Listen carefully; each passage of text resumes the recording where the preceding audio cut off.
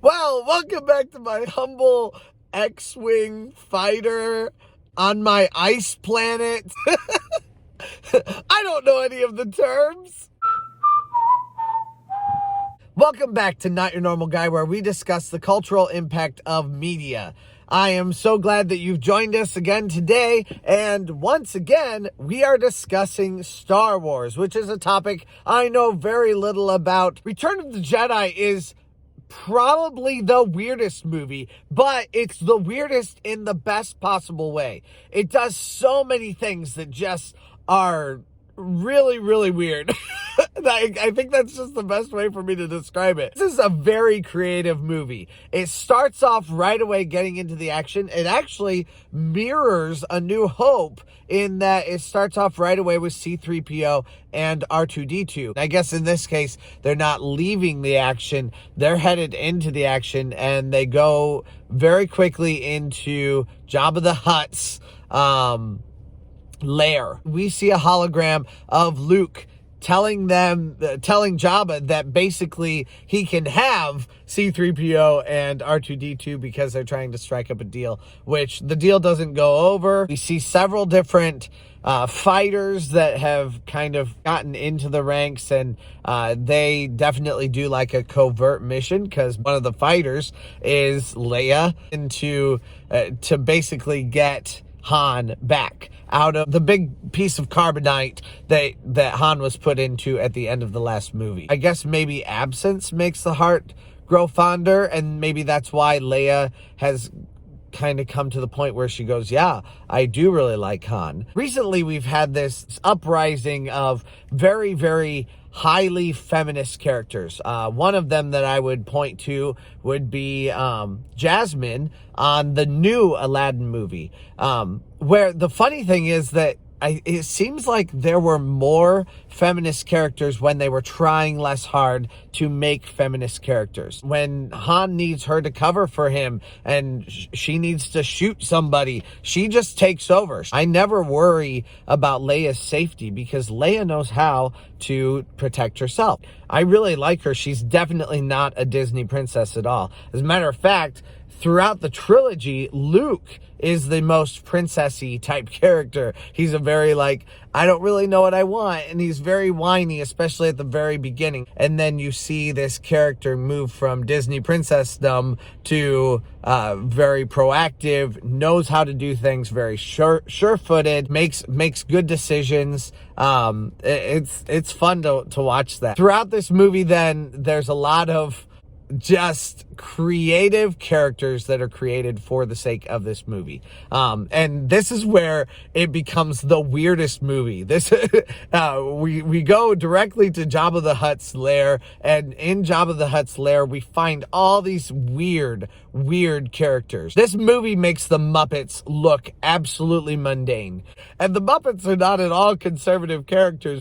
All of these characters are just very different looking, very creative. You have human characters mixed with animal characters, if you want to call them animal, but just all these different alien characters. People are painted different colors. It's more risque than I ever realized it was. I'll just say that. Anyway, Leia comes in. She breaks out Hans. She professes her love for him. Basically, they are going to be killed by the Sarlacc pit, which is going to digest them over 1,000 years, which, let's talk about that for just a second. So if you're digested over 1,000 years, surely after 5 years, you're going to die, right? I mean, worst case scenario, even if they're teasing you, killing you and then bringing you back and then killing you and then bringing you back, you're still going to die after 5 years, right? They can't keep you alive for 1,000 years. Is it like a life support kind of a thing? I don't know. It doesn't make sense. What is the Sarlacc pit, and why does it matter that it's 1,000 years? I don't know. It doesn't make sense to me. Does it make sense to any of you? Please leave a comment down below about what makes sense to you about this movie. There was a time at the very end, after they've won the second battle, which, by the way, the second battle is very much just the same battle that they had in the first movie, in A New Hope. I think I'm pretty sure it's even to the Death Star. Like, they're going inside the Death Star, and I think it's the partially blown up Death Star that they're now on, which I liked that creative setting, that it was already partially blown up, but they still had a few usable parts in it. I almost could use a movie about the dark side that's sympathetic to the dark side and what's happening with them in all that meantime. Out of all the movies they made, I don't care about any of those. Like Rogue One, don't care about. But and now I'm probably gonna get hate mail about that. But I don't know. Maybe I'll watch it again. We'll see if maybe I like it better than I did the first time. I watched it in the theater and I fell asleep during it. Luke basically allows them to capture them, gets them outside, gets them to the Sarlacc pit, and then he displays all of his amazing new talents that he has learned as a Jedi. Throughout the time that he spent in the, let's see, what was it? The marsh? I know I'm saying it wrong. I'm sure I'm saying it wrong again. Somebody told me what it's actually called. It's not the marsh. Leave a comment down below. What is it called? It's not the marsh. It's not the forest. It's not the rainforest. It's not the woods. What's it called? Where Luke goes to meet with where Luke goes to meet with Yoda. I don't remember what it's called. I'm sorry. I'm a terrible, horrible human being, and all of you should hate me. Let's keep going. And they go to another forest planet. These brown teddy bear characters that are really, really cute. 100 times better than the Porgs. They're real, first of all.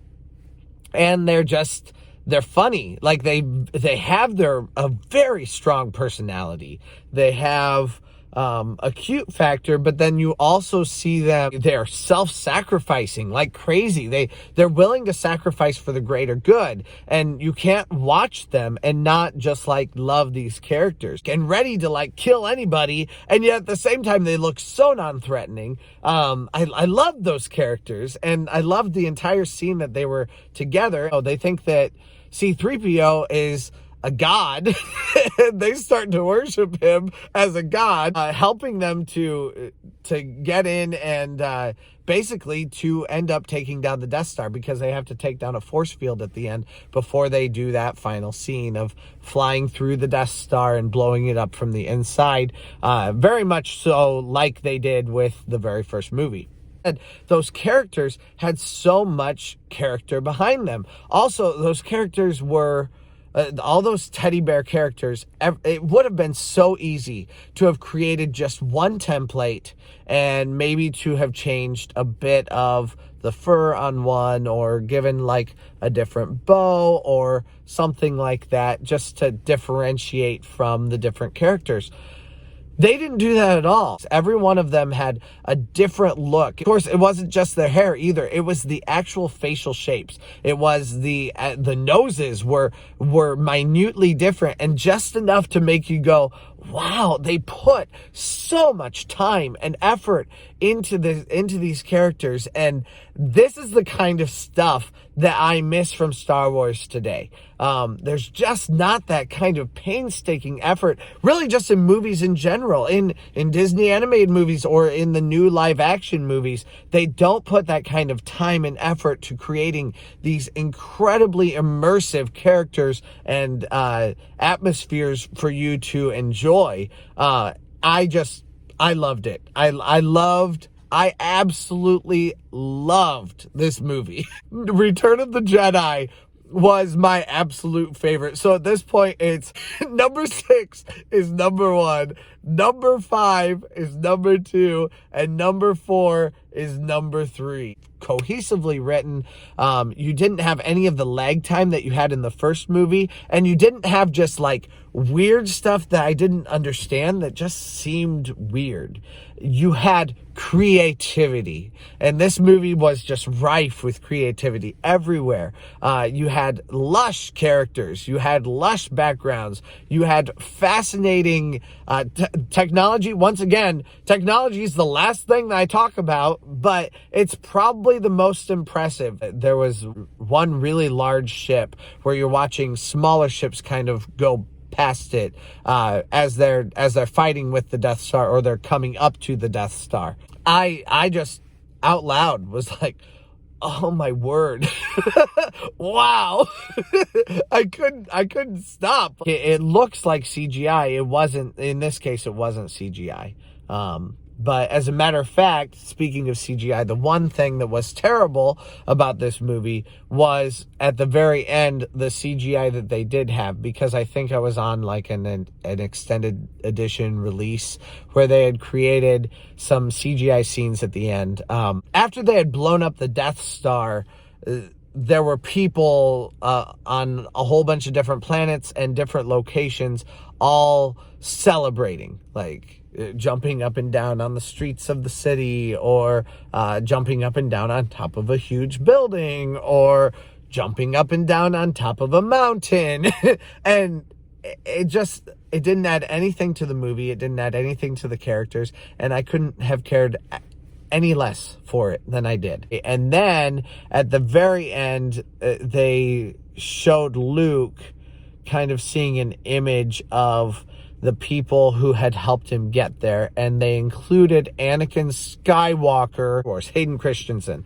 They included Hayden Christensen in that scene, and again, took me completely out of the movie. I don't like to see his face.